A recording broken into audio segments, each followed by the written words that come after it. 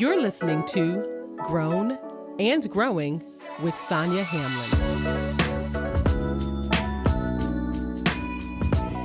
What's up, everybody? Welcome back to the podcast. I'm so glad you're here because we have a great conversation coming up with nutrition and lifestyle coach Arnetra Shettleworth. She goes by Nutrition with Netra on Instagram, which is how I was introduced to her and her content. She always had great information about nutrition and wellness that was always so on point and relevant to where I am. So I'm glad she agreed to come on the podcast today. When I think about diet, nutrition, and living a healthy lifestyle in my own life, it's always something that has been ever present. It's always something that I feel like I've been chasing for my adult life, particularly after I had my kids. I was trying to get my body back, and I'm still trying to get my body back, if I'm being honest. But I've come to realize that it's so much more than just wanting to get my body back and to look a certain way. I also want to feel a certain way. I want to finally crack that nut about being healthy just in my life, just because I know how to do it and I figured it out. That's what I'm ready for in my life right now. I don't want to yo-yo diet anymore. I'm looking for something that is sustainable, that I can keep up for the rest of my life. So I'm not looking for the quick fix. So if you're looking for the quick fix, this podcast is probably not for you. But being in my 40s, I feel that urgency to really figure it out. So let me tell you a little bit more about Coach Netra, and then we'll get into this conversation. Arnetra Shettleworth was born and raised in Miami, Florida, and now resides in Orlando. She is a graduate of the University of Florida with an MBA from Nova Southeastern University and a certified nutrition and lifestyle coach. As a nutrition coach, Arnetra has been able to advise a diverse range of clients. She has assisted executive women and men wanting to improve their overall health, reduce disease risk, and have better and more sustained energy while helping them fall in love with the person they see in the mirror.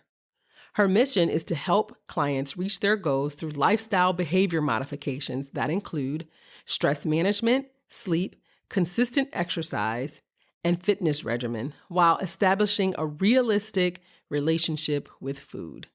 Through her company, Butterfly Transformation Nutrition Coaching, she helps clients live and perform at their best. So without further ado, let's get into this topic. Welcome, Coach Netra, to the Grown and Growing podcast. I'm so glad to be talking to you today. Wonderful. And I am so excited to be here. Thank you. So I found you on Instagram. I don't even know how, really. I stumbled upon your page, your many videos, and I always felt like your videos were talking to me. I was like, your videos are so relatable, and they really speak to everything that I'm going through when it comes to weight loss. And I wanted to have you here because I feel like, obviously, like I said, this podcast is geared towards women in their 40s and older. And I feel like, we've done so many things in our lives. We've either conquered the world in education and, career, and we got the family down. But when it comes to weight loss, I'm going to speak for myself and say, I feel like it's the last frontier. It's the thing that I just cannot crack, no matter how many degrees I get, no matter how many books I read, apps I download, diets I try. I always end up, back not feeling great about my weight. And I wanted to, just kind of talk about that today. So you are a nutrition coach, certified nutrition coach. So tell us a little bit about your background and how you ended up being a nutrition coach, why you ended up doing it. And then we'll get into all the questions. Perfect. Well, hello, everybody. And as she said, I am a nutrition coach. I like to say I'm a nutrition and lifestyle coach because so much of what I do, the food part is this much And what we do is this much. The actual lifestyle and leading it is so much more than just the food itself. But how I got into it when I was in my 20s, actually, probably when I was 15, I actually lived a very controlled food lifestyle because growing up, I was allergic to a lot of things, believe it or not. And if y'all can remember back then, I am 46, about to be 47. And at that time, you didn't have all these options that people Right. have today, where we could just go to a store and pick all these different things. So my growing up food was very basic and very controlled. However, at 15, I already had high cholesterol. I was slim. Super slim, active, and I had high cholesterol. It was strange. It was just kind of a little over the top. Right. And That's so not we something you dropped hear it with like it 15 didn't year make olds. sense. It didn't Yeah. make sense. And so we kind of just left it. Then when I was 22, fast forward, it still was there, just a little high. Never like, oh my God, you've got high cholesterol, we need medication, but it still was a little high. And at that time, my mother took high cholesterol meds, and my father has high blood pressure meds. And I said, you know what? That's never going to be me. I'm not doing it. I promised myself I'm not doing it. And so at that time, I started my journey. So 22, I started right back then, and my food changed. Everything changed about how I exercise, how I trained, and how I ate. And that is where my studying began. And so fast forward to almost 47, right? Almost 25 years later, I have been living this lifestyle. And so when I think about, my clients and people who I help, I have ups and downs all along the way, all the things people have done, the fat burners, pills, everything. I've seen it all, done it all myself, on this journey. And I'm a wife, I'm a mother, I've had children, all the things that people would do. I've worked corporately for a very long time as well. So that 80-hour work week that people feel like I just can't get it together with that's 70 hours plus my kids, sports, and all these different things. I've lived that lifestyle, and now I get a chance to do it full time in helping other people live this lifestyle. So there's almost nothing that someone can say to me that is like, I don't get. Nope, I probably lived it, and I probably helped somebody past it.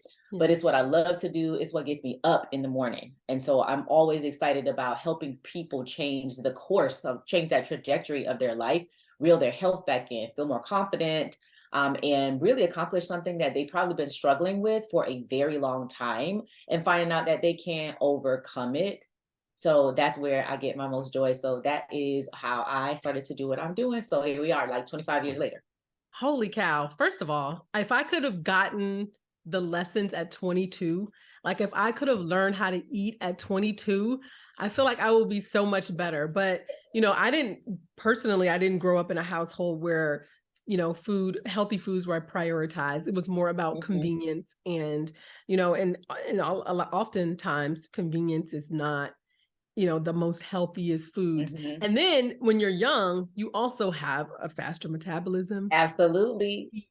Whatever you want. And weight is not an issue. But, now that I'm 40, I think the thing that I'm finding now that really bugs me, and I know it has to do with age and where we are and perimenopause, is I used to be able to lose the weight, and the problem was maintaining, right? Yes. It was I couldn't keep it off, but I could lose it. Now I can't even lose the weight. So I haven't even gotten to a point where I can maintain. I can't even lose anymore. I gained weight during COVID, and I've been trying to get it off for like the past year, and it is stubborn. And so what is it about, turning? I think, one of the questions in the I got in my comments just said, weight gain is inevitable. And I'm like, oh, is it inevitable when we get past 40? Like, is it inevitable? I think that just broke my whole spirit right now. Like, oh my God, did somebody feel like that? Listen, not true. Everybody, not true. But what people experience is it's this gradual, like it's just a pound. It keeps coming. It keeps coming. And you're paying attention to it, but all of a sudden it's beyond what you ever thought. And then that is when the panic has set in. And what I find is when the panic has set in, that's when people are starting to do things that really actually don't contribute to sustainable weight loss. So this is where the gimmicks come into play, all the crazy things you're going to do. And so you keep going back and forth with, I could lose little and I keep gaining. But that's the problem. When we keep doing these little gimmicks, these little small things, the hacks, right? We keep trying to do that. That weight just keeps coming because you keep doing things that actually don't support a healthy lifestyle. And at certain ages, you have to understand that you can't keep throwing a body like in and out of, I'm going to keep doing all these things to it and expect it to respond, right? Think about a car. I try to think about it, you know, like an old stick shift. Go ahead and flip that gear too fast. What's going to happen? Ooh, it's going to complete stop. It's not going to work. And so that's what I feel like most people are doing is they trying to do a dead stop into something else or switch gears so quickly, but your body is not going to respond. It's not a real machine. I know we use that as a terminology, right? But it is not a machine. And we can't just flip it on and off and think that it's going to work. But when when we're in perimenopausal, we are experiencing like our metabolism slowing down. But what you're saying is, despite these things happening with your body, there are things you can do to lose weight. Is that what I'm hearing? 100%, 100%. Because while that metabolism is slower, everybody's metabolism isn't slower. The reason metabolism gets slower are for two reasons. Either the amount of food that we continue to put in our body is not enough to sustain the energy that we need, and so it slows everything down. Or number two, you do not move enough. So a lot of times, and especially after COVID, a lot of people are physically moving less and less. And so when your body has decided, oh, I'm not moving as much, it doesn't appear that you need that food anymore. It doesn't appear that you need as many calories. What we call it is our normal daily expenditure. We call it our TDEE. At that point, it drops. And so for someone who is a lot more active and someone who goes to a place and is on their feet and moving all day, their TDEE is a little higher. But all of a sudden you take somebody who's been doing that and then you put them at home. It means your normal total daily expenditure is dropping. You don't notice it because your hunger didn't change, your eating pattern didn't change, but your body needs have changed. But we didn't change anything. Your body changed, you didn't change. So you continue doing what you have been doing, but the need is less. And so you keep getting the weight up and up and up. And then people go to starving, right? They don't want to eat nothing. You still need a certain amount to function normally and to allow all of your normal processes to work. And all of a sudden, when you're not doing that, you kick in other hormones. We call those nasty hormones kick in, and then you're going to get weight gain. And then I'm sorry, go ahead. And then let's talk about, the age group we're really discussing is, maybe 37 plus, 40 plus. Then let's talk about if anybody's on medication. You tack on medication on top of that, and you've got a recipe for weight gain. Yeah, because it's interesting. Things are not aligned. They're not. It's interesting that because I think most people think when you think about people who are overweight, I think most people think about people overeating. And you just mentioned that people often don't get enough food. And so I guess your body is just holding on to what it can because is it starvation mode or something? We can call it that, but it's basically you're not even giving it enough to do what it needs to do. And at some point it kind of levels out. So think about it like this, right? If you've ever seen the movie, you remember the movie, was it Castaway with Tom Hanks when he got stranded? And he keeps it whittles him down to like nothing. You would think, well, gosh, if I keep eating less, it's just going to whittle me down to nothing. But no, in a real life scenario, what people are doing is eating nothing, but then they binge eat at the same time. So they'll go days with almost nothing. And then they'll have 2 days worth of binge eating because they're going to go out to dinner. They're going to go somewhere with a friend. It could be drinks, right? Happy hour. Or all of a sudden it's at a restaurant and the caloric intake is so high that, believe it or not, they may have been almost starving for 4 days, But those other 3 days that they binge ate, we add up the week, they've overeaten for the whole week in those 3 days because of the way that they have done it. And so you talk about, just think about, you go out with friends, all of a sudden, let's say you went out to breakfast, or maybe we went to brunch. Ladies brunch, we went out, right? Great. We got mimosas. We went to brunch. Then later, we're going to go to maybe a later lunch. We went out. Then we went out to dinner too.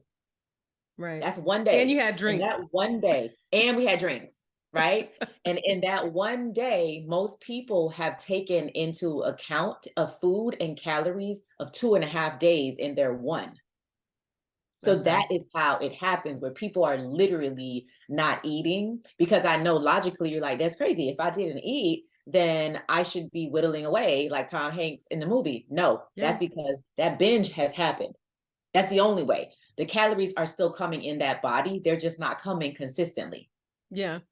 And there's this thing about, like, the reason I waffle between being super strict and eat in moderation. I feel like moderation is like a trap. Like, if I'm saying I'm doing moderation, it's basically like, it's hard to, it's just a slippery slope to eating what you want. And I can't find the balance between being super restrictive and having moderation. And I tend to go with the super restrictive because I feel like at least I see some progress for a little bit.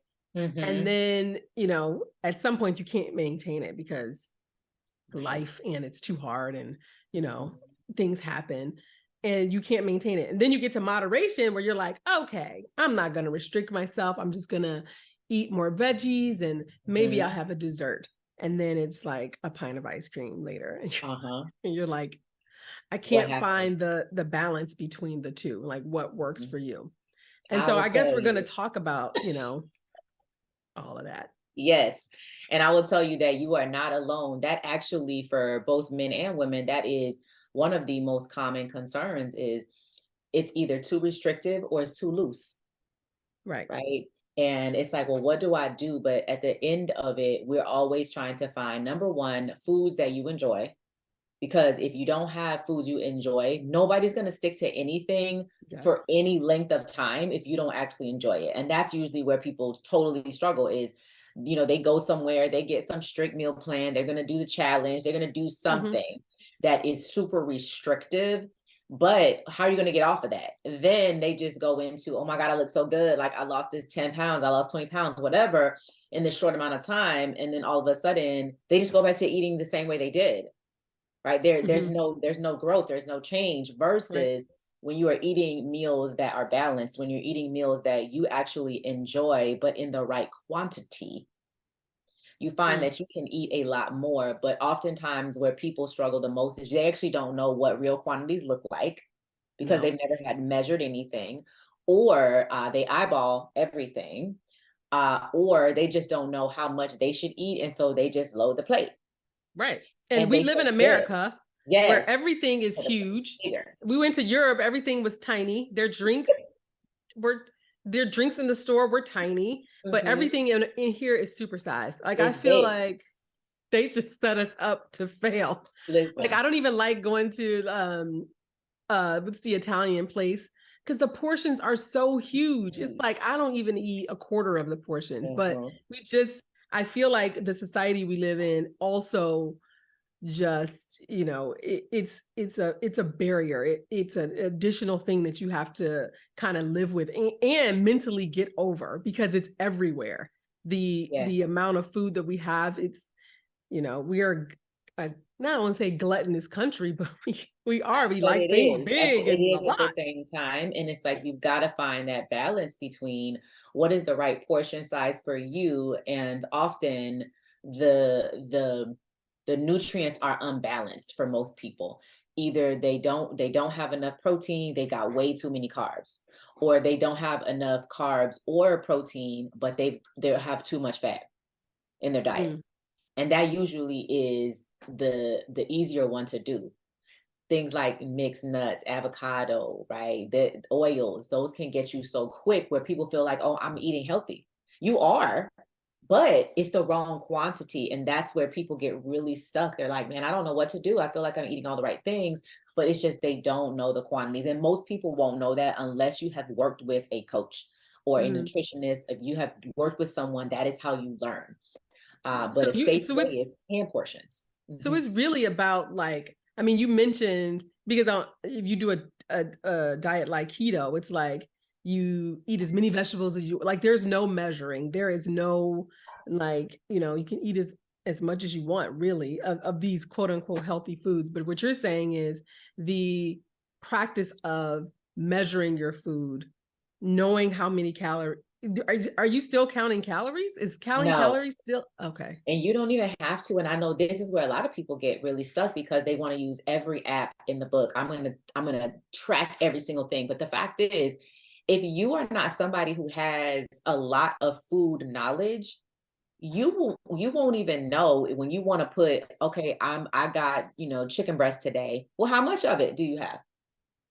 How much? Right? Because I see people do it all the time and they're like, well, I've been tracking. Okay, walk me through how we track. And they're like, well, this is what I had today. How do you know how much you had? I just eyeballed it and then I just put it in. How did you put it in? Because if you just put chicken on your plate and then you press it in an app, you have to tell it how much. So the app is about what you said. And you need to know enough about food to know if that even looks right, because there are different apps and there's different ways and there's different ones. And you have to understand, like, does that look right? Did you choose Right. the right one? And most people don't even know that. And so what's happening is people are becoming the slave to the app and tracking, but you still don't even know what you are doing. And so I'm a believer, if you love to track, some people are super analytical, they need to see it, still invest in some help so you even understand how to use those tools the right way, because you still need to measure your food to even know in the first place what are you actually inputting. And then number two, if you don't want to track, hand portions are your best friend until you actually can weigh it and have a better eyeball. And Mhm. when you have a better visual, then you no longer have to weigh. But that is very helpful to build awareness, because the first step is always, we got to build habits. And to build habits, you need to have seen it. You need to know what that Okay. looks like. Well, I'm glad you said that you don't have to, it doesn't require tracking, because I think the Mhm. other part of it that is intimidating about trying to get your food portions is that it's going to be extra work, and a lot of extra work. I personally hate apps. I tried them all. I hate it. Mhm. I hate tracking my food. I Mhm. really do. Would really just, I'm one of those people where you said the hand, I'm like, oh, well, that's perfect, because Yes. it's annoying to me. And if you're eating out, you don't really know how to track what, like, how do I know what's in a soup? And then you have something like soup. What is Yeah. it? So What is it who gonna be? made Which one are you it? What's in picking? it? I don't Yep. know. Yep. And it Yeah. makes you uncomfortable. And what happens is then people get so used to tracking it in an app that when you want to go on other social settings and you can't track it, it makes people very uncomfortable. They can have some anxiety about it. It can create feelings of guilt and all kinds of ridiculous things that we don't need to think about. So if you can understand how food looks, Hmm. then you will be just fine and you order accordingly. And we still get all of our food groups, right? We still get our proteins, carbs, and our fats, and it's okay. We eat accordingly, and it's just fine. You have the right amount, the right portion size, and usually at a restaurant, the portion size is still larger than what you require most places, and Hmm. you know kind of where you want to cut it, Okay. where you kind of done. So I'm glad that we're talking about like not tracking, and also being able to find foods that you love. Because one of my questions was, do we just have to divorce emotion from food? Do we just have to say, you know what? I think one time Jada Pickett said, I don't even like food. I just eat it to She sustain did. myself. I eat it for sustenance and I don't care. I'm like, I wish I liked food less. Hmm. Like when I was pregnant, I couldn't eat sweets. Like sweet stuff tasted clawing and metallic to me. And I was like, wow, I wish I could have this after I had the baby. It did not stick around, but I really wish I was like, Oh my ooh, God. if I could just have this superpower where sweet stuff tasted nasty, I feel like I Hmm. would be good. But you don't Oh have my to God. divorce. emotion, because food is emotion. It's joy, it's celebration, it's, comfort, which is probably a bad thing. But I know it probably shouldn't be all those things, but it is. I mean, realistically, people So, celebrate around food. so what it is, and that's something that I teach in my 15-week program too, and in my 6-week challenge, because the majority of the issue for most people is emotional eating and stress eating. The difference between what you just said and emotional eating is, if we're just use something you like, right? It's just something you like, and you can say, oh, you know what, let's go have pizza today. I would like to have pizza today. But you're not saying let's go get pizza today because I had a fantastic day, I deserve pizza, or you know what, this day was awful, let's go get some pizza. Because I Those deserve are it. very different things. That's the full emotional response Right. versus you've made a conscious decision. I would like pizza today, let's go get some, and you're going to eat a normal amount and you're going to drop it. Versus when it's the emotional eater, the stress eater, it is brought on by what is happening to you, and then you eat more of it, Mm-hmm. right? That's two very different things. So we don't have to divorce the things we love. What we do have to get is a handle on the connection to them. We can Right. still find ways to celebrate, but the celebration isn't the food. The celebration is whatever the celebration is. It just so happens that I'm going to eat pizza when I do it, There is food there. right? Yeah. And I Or think I'm that's going a, to have a drink. I'm going to drink a glass of wine when I'm there, and I'm going to enjoy it, and then that's it. yeah. Versus I'm about to drown my sorrows, right? Or I'm living it up because XYZ, and I'm going to drink it away. Yeah. That's a With it. mindset shift. Yes. Like finding other ways to celebrate something that doesn't have anything to do with food. With Like food. you have to, like, that's a mental, like, ooh, you got to have some tools in the toolbox ready, Yes. because you just automatically think something good happens. What restaurant are we going to? Like, one of the other things I wanted to touch Mhm. on quickly is the, because this is I feel like I want to do an empowering podcast where people feel good about themselves, no matter what, point they're in, like, Mhm. right, to be able to love yourself where you are right now, like your flaws and all. Mhm. And I want to, you know, juxtaposition that against, Mhm. wanting to lose weight. Because Yep. I feel like, there's this body positivity movement out that says, love the body you're in, love it. And I feel like that's true, but you also can want to love the body you're in and still want to improve your body and improve your health. So how do you, with your clients, how do you make sure that, they still maintain the positive image of themselves, even at a higher weight, a weight that they don't like, Mhm. and be able to not tie the image of themselves to their weight? Like, Absolutely. So there's a couple questions inside of that one. And number one, oftentimes when people are concerned about their weight, yes, there may be a visual aspect to what they want to see versus what they see today. But overwhelmingly, the issue is how they feel, not how they look and then feel. It's a physical, how I feel in this body. Because typically, when someone is not happy with it, it's usually a weight that they are not comfortable in, right. a weight maybe they've never been before, and their body actually doesn't feel good. It's heavier, their knees may hurt, and these are all different weights I'm talking. Things are happening. They may have swelling, they may have headaches, they may not be sleeping, and so they physically do not feel as good as they know they used to.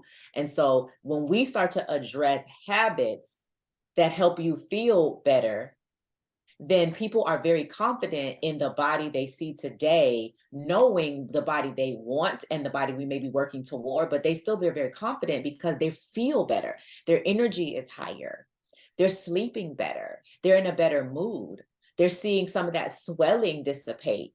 And so when you start getting that happening, that is where people are like, oh my God, like I feel good, I feel confident, and it keeps fueling them to keep building the habits that are going to get them to the longer term goal, which is maybe where they want to be. But Mhm. the other part of the conversation is body weight and body image, right? And what we're hearing and seeing all over the world is about body positivity.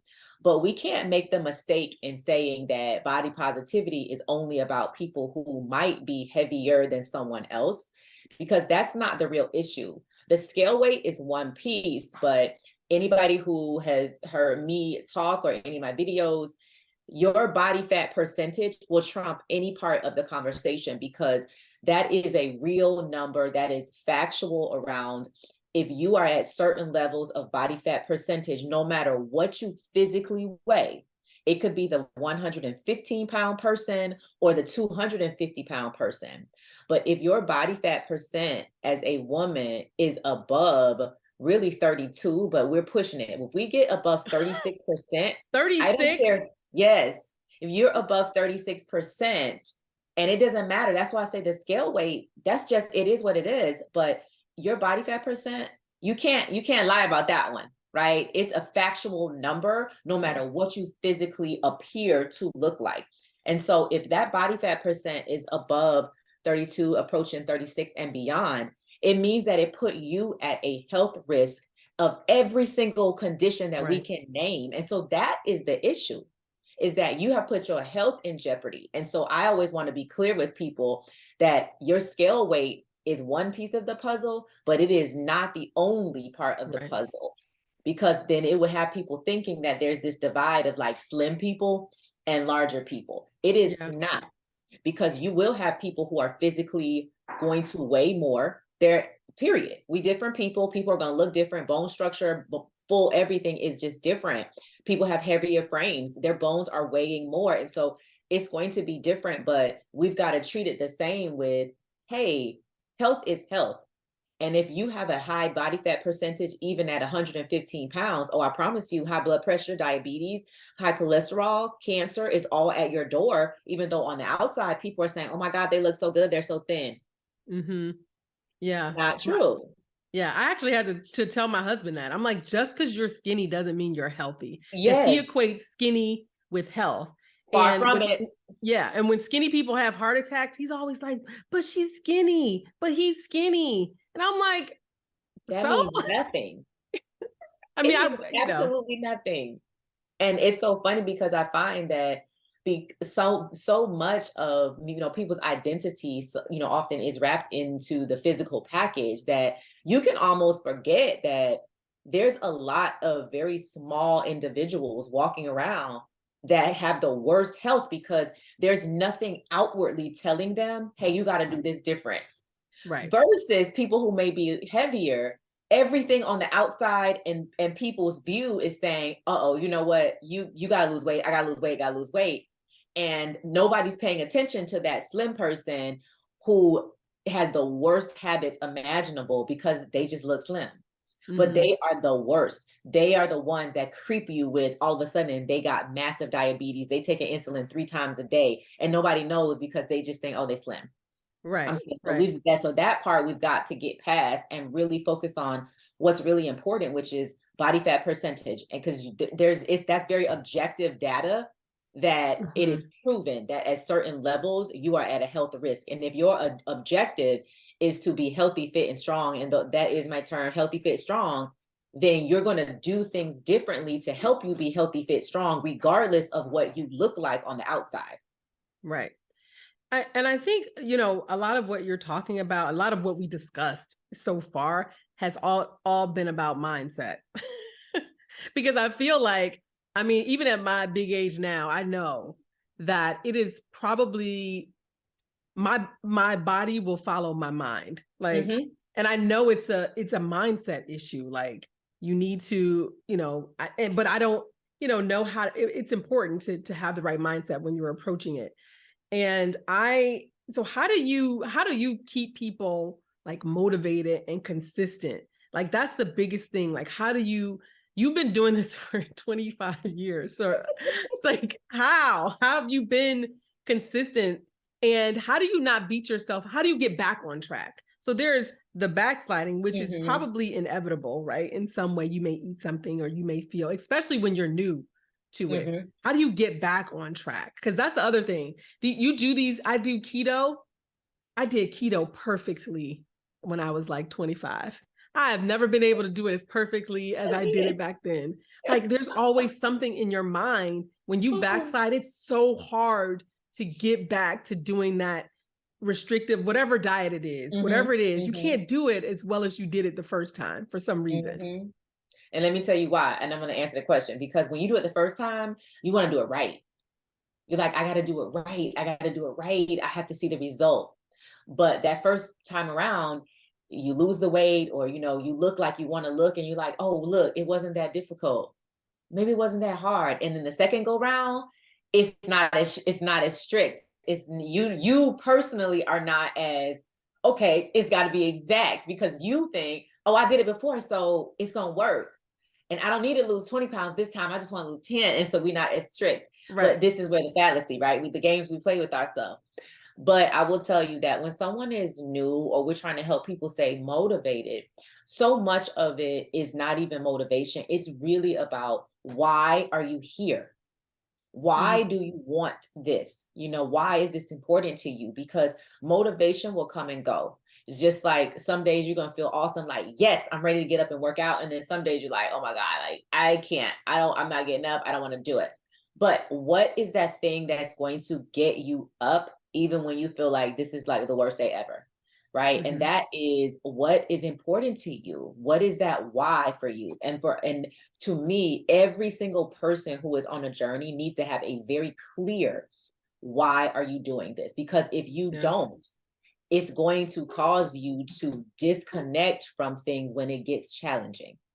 And I don't care who it is, including myself. If you are on a weight loss journey, a body transformation journey, a weight gain journey, a maintain journey, it gets challenging. And something has to be more important to you to keep you focused. And it's not about being perfect, but it's about being consistent. And that's where people can lose it, is because they're not consistent. And so I start with, number one, why is it important? And when we're clear about why it's important, then we draw on that every single time. But the other part, when people are new, is you've got to push, but you don't put people over the top. Because when you push too far, right, you taking somebody from level 1 and you're trying to take them to 15, no, they're not going to be able to do it, because it's too much. And so you must always have this agreement of, this is what you're going to need to do. Can you do that consistently? Yeah. And if the answer is, I can do it maybe 3 days a week, but I can't do it all 7, then that's not it yet. Because we need to get to 80 to 90% execution. We need to get there. And so we need to create a plan that you can do 80 to 90% of the week consistently. And if you cannot do it consistently, then that means that's not right yet. And for some people, that could mean, okay, I'm gonna stop drinking soda, and I'm only gonna drink it twice a week. Somebody else, it may mean I could cold turkey stop drinking soda 100%. Right. So you've got to be able to deduce the person, and the person has to be honest, right? Whether you work in the coach or not, you got to be honest with yourself about, what can you do consistently? Not what you think you need to do, but what can you physically do consistently that's going to get you results? And you only focus on those things that you can do consistently. And when you see yourself winning, then we add a little more. Keep winning, add a little bit more. Boom. Until you always feel like, I'm winning, I can do it. It's not as bad as I thought. It's not as difficult. But if I start you 7 weeks later, right? If I start you there at ground zero, you won't be able to do that. Right. We got to build into it. Yeah. I think one of the things that, when you talk about a why, I mean, one of the things that scares me when I think about health is obviously my kids, wanting to see them grow up, and I didn't have kids when I was young. So I had, when I was younger, but wanting to see them grow up, wanting to see them have kids and have a family. So there's that. And then I'm gonna be honest, because I work in healthcare, oh my God, you hear so much about so many things, right, that are caused by poor lifestyle, cancer, diabetes, now dementia. Dementia is, being called the diabetes 3. Yeah. And it is that scares me. Like, I want to be here for my family for as long as possible. And now it's real. Before, when I was 30, I was like, of course I'm gonna be here. Now it's not, it's not so sure. You're not so sure because, you see people who don't make it every day. And these, health issues, they pile up, and all of a sudden your blood pressure is a little higher and more elevated than it used to be. And then you're like, whoa, where did this come from? And so I think that, the older you get, it's just, to me, it's just like, okay, the urgency is I need to be here for my family. So what's interesting is for so many people, that is part of their why is, I need to be here for my children. But I promise you, even when people say, I need to be here for my family, I need to be here for my children, that doesn't stop people. That doesn't help them do it any different. And so I'm always helping people kind of push a little bit with what is the real reason? Because yes, we all want to be here for our children, but that's not the reason that's going to stop you. I also don't want to die and suffer. Yeah, like what? Like be, you know what I'm saying? Like, what is it really? Look, Netra, I don't want to be in a wheelchair. Yes. I don't ever want to be in a wheelchair. Like I don't want to lose my eyesight. I don't want to have cancer. Or, I want to travel when I'm old. Like I want to be able to do it without a walker. And right, for most people, that's a big deal. And it's like, we can't even fool ourselves about that. If you want to do that, there's no way that you can kind of bull jive around living this life. If you think you want to do that unattended, no wheelchair, no walker, no nothing, what is it going to take? Right? That doesn't happen by itself. And so people have to have a very clear understanding, because for most people, even when it's their family that they want to be there for, they won't do it. That's true. That's true. Because my kids are 10 and 12. No. But I mean, I think the other thing is when you see like our parents and my friends' parents and what's happening to them, it's like, wow, that's very close to home. Like that could be you in 20, in 20 years and, and 25 years. Not, it could be people in this age range. It can be you in 10, because we have to remember every generation's starting point was a little bit better than the one behind. The information is more available for the ones behind, but the ones forward, their starting point was better. So what do I mean? People who may be your parents' age, they grew up on food on a farm, more than likely, right? If your parents are in their 70s or 80s, they grew up with food on a farm. Their grocery store wasn't the same grocery store growing up. So their upbringing lends itself to a healthier person, period. Right? Now, their adult lifestyle may have changed, but their starting points are better. Their environment is better. Their food didn't have as many chemicals. They didn't even have the same pesticides. Their air was cleaner. And so their starting point is better. So you will see things happen to people in their age range much older versus people who are in our age range. You see it happening faster because we work differently. Food is different. Sports, everybody is all over the place, and the lifestyle is a lot more stressful, a lot more hectic. Plus you tack on environmental concerns, food differences. And so you see people sicker younger. Then you tack on people who are going to be in their, who would be 20s and 30s. Their food is very different, but they know more because education is there. And so they try to do it different. But again, their starting points are different, because they're the generation of microwave food and everybody eats out and nobody cooks. Right. Then you fast forward to people who are even younger, who are teenagers and younger. They got a whirlwind of things because now they're in the world of processed food, full on processed food in every way, shape, or form. Yeah. So it's very different. So in every generation, you're going to see people be sicker, younger, but our knowledge is more expansive. Right. But what do you do with it? What are you doing with it? Lord, this is okay. We're gonna change the direction we're going in, because that's gonna make me sad. I'm like, ooh, you got work to do. But what I hope it does is like click that you need to be more urgent about it. That's what I'm hoping for myself. Yes. But I'm going to ask questions that I got from people on social media, because it kind of goes into what, some of my questions. This question I really liked because it just cut down to, just got down to the meat of it, which is what is real and what is BS when it comes to these diets. Now she didn't say BS. I said BS. Oh, she wrote it. Oh, she wrote it. Wrote it. Mm-hmm. She's like, what is real and what is BS when it comes to diets? And she mentioned obviously Golo, which I didn't even know what that was. I was like, I don't know, that's not a diet that I know. But I have on here I added to her list like the Mediterranean diet, which is I saw on CNN the #1 diet to follow, keto, and then we'll get into intermittent. I got a couple of questions about intermittent fasting and juicing.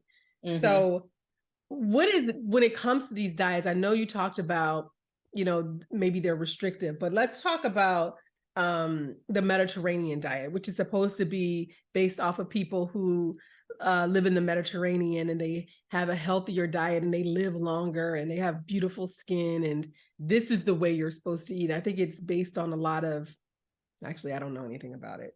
It's based on a lot. And so it's based on, #1 is based on a lot of healthy fats in the form of olive oil.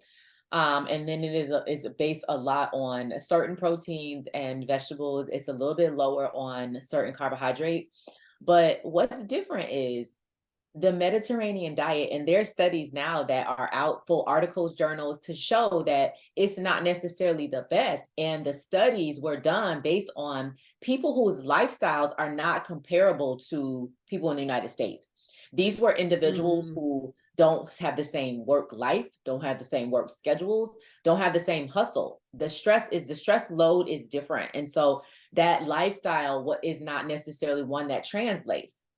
They do live well, but the other part that's not shared in the Mediterranean diet is their actual lifestyle. It's not so much about the food they eat, but it's the lifestyle these individuals led. They walked everywhere. They walk all the time. It's the siestas in the middle of the day where nobody's working, right? That stopped. And then it's the social, it's the laughing, it's the stress deloading.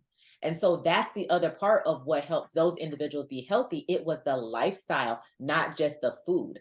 And so it's brought here to the United States and everybody says, okay, your doctor is giving people who have heart problems or high cholesterol, high blood pressure. They're saying, hey, I want you to use this Mediterranean diet. But listen, you can't just hand that out and say, I want you to do Mediterranean diet without telling them. You actually have to change your lifestyle though. Right. It's not just the food. And so people did the food, but they didn't change the life. So that does nothing. Right. But it's that's interesting because I can see how all of that would affect the way you ate. I mean, you could, you're not rushing to eat. You're, like you said, walking more. It always comes back to lifestyle. It really does. That Mediterranean diet is really not a diet. It is a lifestyle. And you've got to incorporate the rest if you're going to do that. And at the end of the day, then it just becomes a balanced lifestyle. It's not a Mediterranean diet. It's actually just balanced lifestyle. Right. And so the person actually said go low. So go low, Noom. Go low is a pill. Okay. When you're on go low, that still is a pill. Noom isn't a pill. But go low is medically designed for weight loss, but it is a pill. But it's not an aggressive pill, but it is a pill nonetheless. However, it's just like anything else. There are going to be individuals who might need pharmaceutical support, but usually those are people who have struggled with weight loss their entire life, or they're at a weight, or they have an injury. Something is causing them to need the pill. But the commercials will have you just thinking people just taking go low who just want to lose 30 pounds because I don't like how I look. Right. Right. And that's not really what that is. But it's supposed to be for people who really do need that support. Not for somebody who actually doesn't need that support, who doesn't have illnesses, who doesn't, who hasn't struggled for their entire life. And so, but that it does work, but it's just like anything else. You must build the habits of the lifestyle.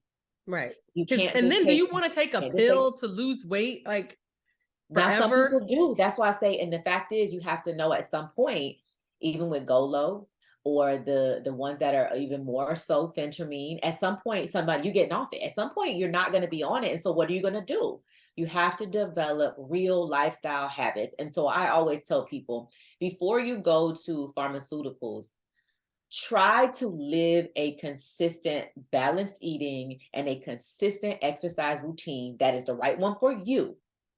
And if you can't make it happen there, then maybe your body, right? Because there are certain people who do need a little bit of pharmaceutical support. That is why it's available. Right. But most people legitimately probably don't. If they actually did attempt to do it consistently, Mm-hmm. and not like I starved myself and that didn't work. I didn't eat any carbs, that didn't work. I only did it for 3 weeks, or I'm gonna starve myself for 6 months. Like that's not it. Okay. Intermittent fasting. So this is a huge one because it has to do with food, but it's really about when you eat food.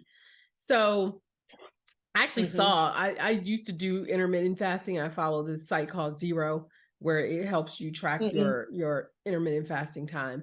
And they even posted a study saying intermittent fasting was harmful or something the other day. And I'm like, what? And of course they talked about why it's not true.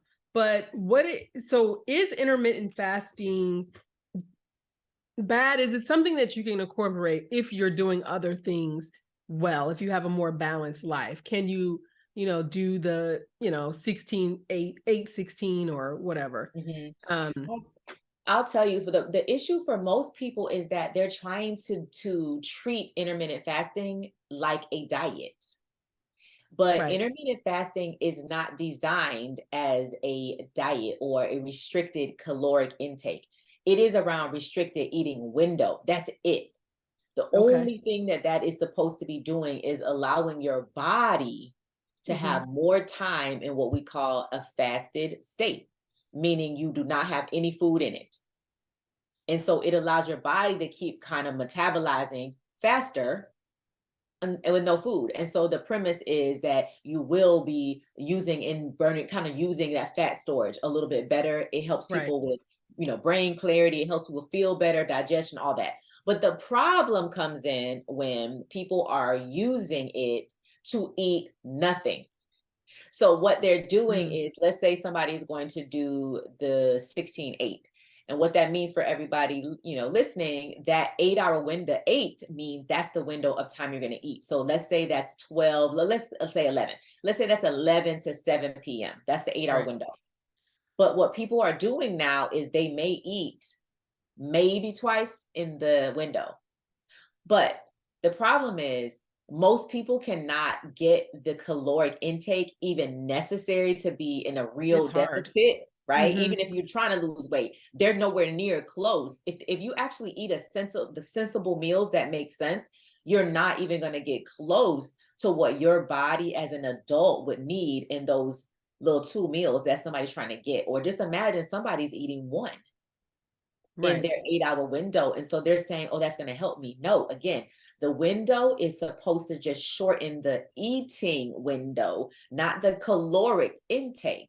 And so those are 2 different things. And so you still basically should still be able to get 3 full meals inside of that window. And they need to be 3 balanced meals. So some people then are just doing like, you know what, if I just eat one time in my eating window, I'm going to eat like Wendy's or whatever, right? I'm just going to eat pizza in my window and that's going to be good. Then it doesn't matter what you. It doesn't matter. Yeah. Then it doesn't matter what and honestly, 8 hours, you would think 8 hours is enough to eat. But if you're busy, like there are times when I'm at work, I look up, it's like 2:00 and I haven't had lunch. And it's like, oh my God, and then it's like, okay, do I eat now? If I eat now, I won't be hungry for dinner. It's such you have to really plan it out. You're overthinking it. And then it's like, we got to remember digestion time. If you ate now, you probably aren't going to be ready to eat for another 2-3 hours. And then if you're busy, you miss it. So that's why it's like for intermittent fasting, I am somebody who believes that it can be done and it can work when done appropriately. However, for the majority of people, I think that they do not actually have the habits necessarily to be able to do that well. So I am somebody who, when the clients come to me, I don't really advise it. I share what it is, but I advise, let's work on building the habits first before we start getting into what I like to call advanced subjects. That's going to be advanced.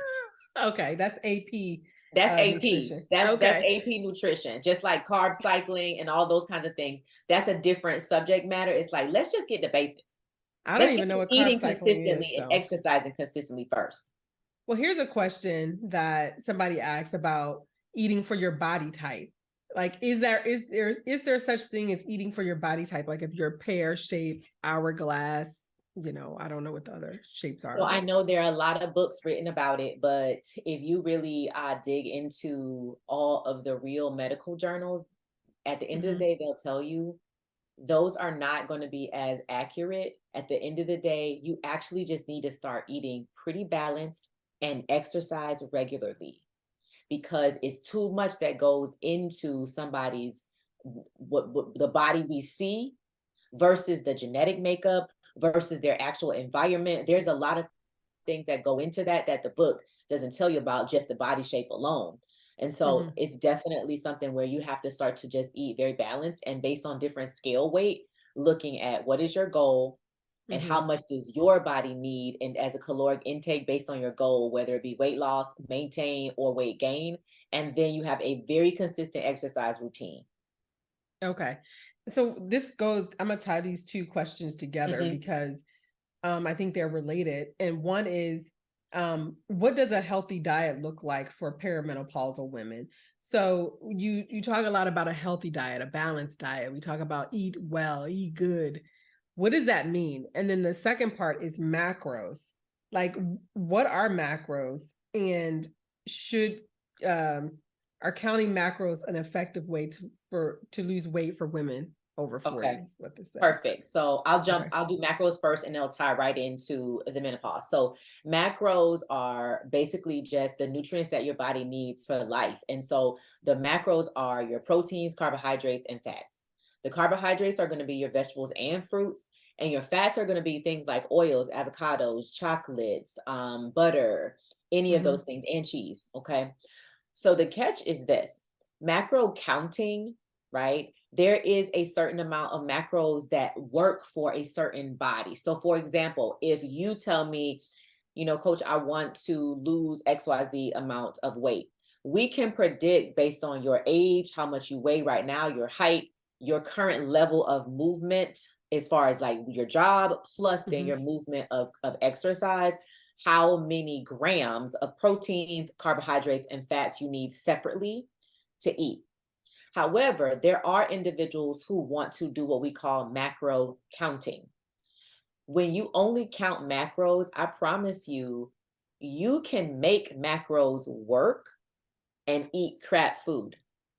So Mm. it's more important that we try to work on you eating good proteins, right? Maybe proteins that are not fatty proteins, that you eat carbohydrates that are whole food carbohydrates, that you eat fruits and vegetables, that you have good fat sources. And what I mean by that, good fat sources, your avocado oil, your olive oil, and you use that in your food preparation, but in the right amounts. That you have an avocado here or there, you eat a little bit of mixed nuts here and there, but your carbohydrates, when we say whole foods, it means like sweet potatoes, rice, white potatoes, a rice cake here or there, maybe a piece of toast, but really minimally processed. And so rice cakes, bread, and of any sort will be minimally processed, but you want to eat whole food carbohydrates. And then those proteins, there's so many of them, whether you plant-based or whether you want animal, but that's our macros. And so it's important that when we start thinking about grams of a certain type of food Mhm. versus just eating to get to the grams, totally different thing. So we want to make sure we're eating in a way that supports a healthy lifestyle and not just Right. we gonna count the grams, Right. because we could eat a whole bunch of stuff that is trash and make the grams work. I could eat donuts Mm. today and then go have some fish and whatever, and I can make these macros work.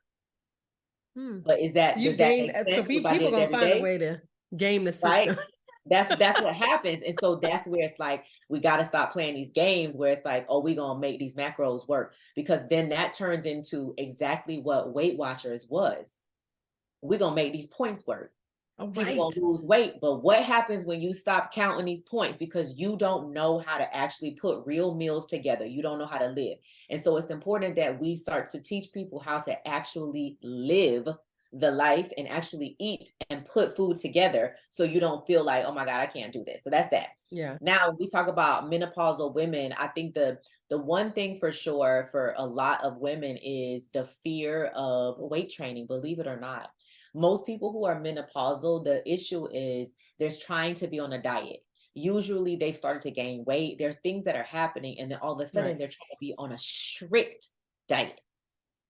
And it doesn't work because the menopausal body still needs good fat sources. It needs the right carbohydrates. It still needs good amount of, and actually more protein than they probably had been eating, because now we're in a situation where muscle and bone loss are happening more rapidly. Right. And so that protein intake for most women is low. And so all of a sudden they're trying to eat all these other things and they're leaving this protein out, which proteins help you be more satisfied. Proteins help with digestion because that's actually a part of all of the digestive system needs those protein enzymes to carry fats. It needs them to break down the rest of the food. And so when people are doing them less and less, they get worse digestion. They're not as satisfied. And so their sugar cravings are through the roof. Then let's couple it with all we're trying to do is I'm going to go run it off. I'm going to run every day because I'm gaining weight. I'm going to run every day. But for the menopausal body and for a lot of women, that excessive just running or excessive cardio is very stress on the heart. So they got high blood pressure. And we need to pull that back. And then they're not weight training. And so when you're not weight training, it means you don't burn fat the same way. Right. Right. So it's like you got to couple it with a very good strength training routine, whatever strength you like, right? Whether it's Pilates, body weight, rock climbing, whatever it is, or lifting weights, you got to have a good strength training routine. And then you definitely have to eat balanced where we still have all food groups represented. Mm-hmm. Yeah. So, I mean, I could go on. I mean, I feel like sugar is the devil. We didn't even talk about sugar. I feel like it's like I mean, there's so many different topics, like how sugar causes inflammation or something. And I don't even know what inflammation is. It just sounds really bad. But I want to inflame anything. Because inflammation can happen everywhere. And that's the problem. When you start having inflammation, it literally can be in the form of swelling we can see, but also swelling that we can't see. And it causes bellies to be puffy, hands to be puffy. It causes aches and pains everywhere. It can have somebody's back hurting, all because of additional sugar. And everybody buys sugar. We're not talking about sugars from fruit, because that actually is one of the questions that I got was, what about, fruit? 100% yes. We need to eat all fruits. Yes, there's no fruit that is okay inherently. Let's stay away from that. No, you got to eat them. You got to eat them. But just like everything else, we got to eat them in a way that makes sense kind of to the whole picture. Right. Right. But when we're talking about sugar and inflammatory responses, we're talking about like candy, pastries, donuts, cookies. That's the kind of sugar we're talking about. You're speaking my language there. Yeah. Those are my weaknesses. Okay. So I also got a lot of questions about supplements and what supplements should people be taking now? Like apart from a multivitamin, is it okay to take a multivitamin, or does that do enough for you? And then prebiotics and probiotics. How do we make sure we're getting enough, or is there such thing as too much when it comes to pro and prebiotics? I would say for the pre and the pro, it's not necessarily that it's too much, but you need to use them as directed. Because I think some people are like, well, I'm supposed to take one pill, I'm gonna take two. No, don't do that. Just take them as directed, and then you're fine for pre and a pro. But for some of you who don't understand why you need the prebiotics are what help the probiotics work. So the pre is almost like the food for the pro. So they get in there first, and the probiotics, they feed on, they get strength from the prebiotics. It kind of I've never even heard of a prebiotic. Yes. That's why you need both, because without the the pros don't work as well. Do you take them together, or you take one in the morning? There's some pills that come, there's some that come pre and pro combined, And then there's some brands that come as a pre that you take separately, like whether it's a pill or a powder, and then you take the pro maybe some hours later. So it just depends on the brand. Oh, I didn't know that. Mm-hmm. Okay. Well, what about other other supplements? What else are we lacking that that maybe we can't get from food, or Mm-hmm. that women over 40 tend to lack at this Oh, absolutely. age? And so the other part of that was, is it the multivitamin, is that good enough? And so the catch is this. Sometimes the multivitamin may have you with too much of something. And so I always, share with people, blood work is the best way to determine what supplements are needed. And it's not always that you need the multivitamin. Those Mm. are great if you have taken blood work and you don't need anything else and you're like, oh, everything's good, keep taking the multivitamin. But for some of you, you are low in some significant things. So for example, there are many people, who are low on vitamin D. And vitamin D helps almost every other body function work properly. Mm-hmm. And so for those listening, also many Black people are at risk for low vitamin D because you don't absorb sun the same. And Mm. so almost many, I'm going to say from the brown on up, anybody who's a little browner, you don't absorb the sun the same. So you will find that many Black people, many African Americans are low vitamin D and excessively low. So Mm. pay attention to that. Or those of you who live up north will be really low. Calcium can catch you. And most people think, well, it's only from milk. Nope. There are so many other ways that you can get calcium, but this is where chronic dieting will cause people, you'll see people very low in calcium who chronically diet, but you got to have a good mix of food groups. So calcium. Also magnesium. Mm. Because of stressful lifestyles, people don't sleep a lot. Their magnesium can be very low. And a lot of times you're seeing people take melatonin for Right. sleep, but you actually need more than likely a magnesium supplement or a liquid mineral supplement that will help kind of pull you back to life. And it'll Yeah, help my you friend sleep actually better. just told me about a magnesium something she takes at Hmm. night, and she got the best sleep ever. I forgot, Yes. magnesium something with a G, You can that take it she in the takes. pill form, powder form, or like I said, there's liquid mineral forms as well. Okay. So those are three. So when we say vitamin D, these are ones that are traditionally low, especially people who are as we're getting older. Again, vitamin D, Mm-hmm. calcium, magnesium, and those of you who either do not eat enough protein or you are a vegetarian, all B vitamins, specifically B12, but the B12 and the B6 can be compromised. So, and that will come up on blood work. So you need to make sure that you eat accordingly, or you need to take a supplement. So you can just go to your primary care physician, your doctor, and ask them for a blood panel. Is that the Yes. right? Okay. Yes, you can ask. You can definitely ask. Number one, you can ask for a blood panel just to get, so your normal markers, like your cholesterol, your all of your blood levels. You can get a hormone panel, a thyroid panel, but it'll also capture calcium, sodium, potassium, and the B's. Okay. Those are the ones that'll always be in a blood test. If you magnesium won't necessarily be there. That one's a little bit more advanced, but usually that's the first line of defense for people who are really groggy, very tired all the time. It Mm-hmm. usually is a issue with magnesium. Okay. I mean, it seems like a good place to start so that you're just not, like you said, overly. I didn't think about a multivitamin. You're taking vitamins you don't need. Hmm. And maybe you're not getting enough of the thing that you do need. So you can Hmm. really, if you get a blood panel, then you can take exactly what you need in the exact dosage Exactly. that you need. Okay. Oh, I just forgot an iron. I realized I didn't say that. Lord, somebody will probably be saying, "Oh, she didn't say iron." Yes, and iron will be on there as well. And Okay. I would say that most people believe that all ladies have low iron. No, they don't.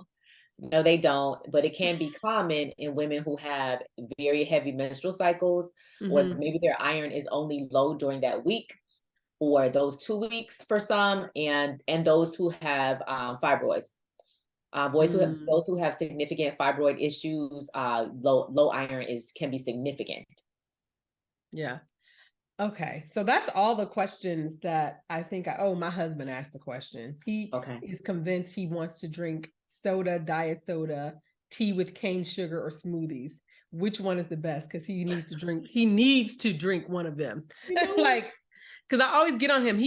When I first met him, he would Oh, get like big gulps of like from oh, 7-Eleven and drink that of just soda. Like, I don't like, he loves drinks. And now he thinks he wants to do diet. Like, no, this is diet. And so that's better. And I'm like, it's not better. Or this is real sugar. So this is better. oh my So gosh. Listen. tell him his drinks aren't good. Listen, well, here's what I'll say. If somebody is trying to transition and from real soda, but they still like soda, okay, let's at least then try to diet soda first, because everybody can't just drop from soda to no soda. Yeah. Let's back the soda down, gradually go to a diet soda. And then also something else that may work is other carbonated beverages. So like Olipop or like Ollie, there's other kinds that actually may be probiotics. So like the Olipop is a probiotic, but it tastes like soda. Okay. I've never But heard it's of not. Olipop. It's not soda, but Okay. it's a probiotic. So there's several brands that are like a Olipop that are better than regular soda to help you kind of wean it down. But nothing, so tell hubby nothing, and everybody else who's listening, nothing replaces water and proper hydration, because even things like just a regular glass of wine, regular coffee, these are things that are, basically these are things that are dehydrating. And so most people are already walking around a little dehydrated. If people say they're thirsty, by the time someone acknowledges, man, I'm so thirsty, I love some water, it already meant that you were dehydrated hours or days ago. Wow. And you just kind of been rolling with it. You should never actually be super thirsty. That's how you know that you actually are pretty hydrated. But most people walk around dehydrated. And so people who drink a ton of soda are massively dehydrated. Oh my gosh. And so we need to make sure that you get We got to enough get it of together. I'm hydrating not food. thirsty. I'm just Drinking it. Yep. You got to have hydrating foods, but you also need to drink a good amount of fluids that are not like coffee. right. And soda and Is juice. juicing okay? Did I miss juicing? What about Yes, we didn't come juicing? back to it. So I love it, y'all. I love juicing. I know that there are a lot of people who juice, and they'll just do juicing like for days as kind of a cleanse. Let me tell you something. I'm gonna tell you that it's unnecessary. Clearly there are different schools of thought about it, but when I think about the average person and the average population, that is very drastic and very extreme for the majority of people to juice and not eat. Especially if you still got to go to a real job, if you still work somewhere, you got family to take care of, like there's a lot on the table for you to just juice and still have mental clarity and not pass out somewhere. Okay. Right. But juicing is excellent. I use it with almost every client that I have, whether they want to buy the juices or they want to juice it themselves.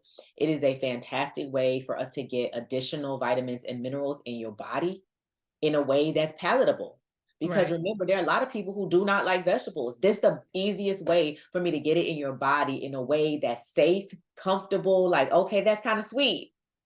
I'll drink that, right? Versus it's like, I'm not even going to eat those vegetables. I'm not doing that, right? And so we could at least get some nutrients from it. We just don't get the fiber. That's the only thing missing from the juice, is you don't have the fiber that you would get from fruits and vegetables if you ate them, but you're still getting a good amount of vitamins and minerals in a way that is fun, in a way that you can enjoy, in a way that if you have children, your children will love it too. Okay, you just made my sisters very happy. They both just bought juicers. My sister was juicing before I got on with you. She was showing me her new juicer. Okay. So God, it's not everything. This has been a great conversation. I feel like there's so much more. I just, the last thing I want to say is I hope in eating, is it wrong to feel full? Because I hope when you're in this balanced diet, you're still full and satisfied, right? Yes. And so this is where it's so important that's why when we talk about quantity of eating, when people actually start to eat balanced meals, it's actually probably twice as much food as most people actually typically eat in a day. But usually people eat so much at one time and they eat a lot of fatty foods. So calorically, their 1 or 2 meals is equaling 5 meals that are balanced. Okay. And so people are like, oh my God, like I'm eating so much. Well, you actually were eating that anyway and more. You just ate it in 2 meals that were just the wrong ones. So calorically, we brought you down, but we've been able to put more variety and brought more nutrients to your life with the eating. And so you'll be eating things you enjoy, but you actually will be eating, more food. But the catch is you want to eat until you feel satisfied, not full. Not full. If you are eating and you actually feel like I'm full, it means that you should have stopped like, some minutes back. I'm gonna be honest. I feel like sometimes I don't even know when I'm full. Like all of a sudden I'm full and it's like, oh shoot. Like Yes. I guess that's like, look, this could be a whole other podcast. Conscious Yeah, and eating. that's a whole nother thing around Right. slowing down. We call it mindful eating, slowing down a little bit, and also not doing other things while you eat. And that's something, y'all, that is hard. And I've been trying, I have to really catch myself. And even for, the last month or two, I had to tell myself, because I'm usually eating and doing something else at the same time. So I've had to stop, like whether it's breakfast, lunch, dinner, whatever meal it is, I'm going to take that time to do that and that only.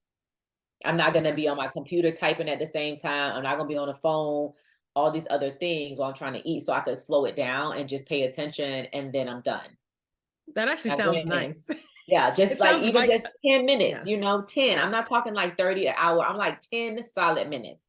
And for most people, the amount of food that you're going to eat at most meals, legitimately, if you weren't doing something else, 10 minutes, you'd probably done in 5. Even eating slow, because of the quantity, it's the right quantity, right? But a real meal, a full meal, 10 minutes max, you're done. Okay. Well, Coach Netra, how can people look, how can we find you? How can we sign up for your program? Get us together. Like we need, how can we get in touch with you? Perfect. So for sure, on my Instagram, y'all, my Instagram name is Nutrition with Netra, and I do offer a 15-week program, and it is 100% about how you are going to live this lifestyle forever. Get off the gimmicks, get off the pills, stop the skinny teas, understand how to live this life forever in a way that you're comfortable with, but more importantly, we warding off disease. We're trying to make sure you're healthy in the process, healthy, fit, strong. So you can message me on my Instagram. There is a link in my bio to apply to my programs. And I am also right now running a 6-week challenge. It starts on February 6th. That challenge starts on February 6th. So, and that one is very much around just building the habits to keep you consistent. It's like that starter package where people who have just continued to start and stop, and you're not ready for 15 weeks yet, you're overwhelmed, but this is a way to get you started to be consistent, eating consistently, exercising consistently for 6 weeks in a very safe, easy way.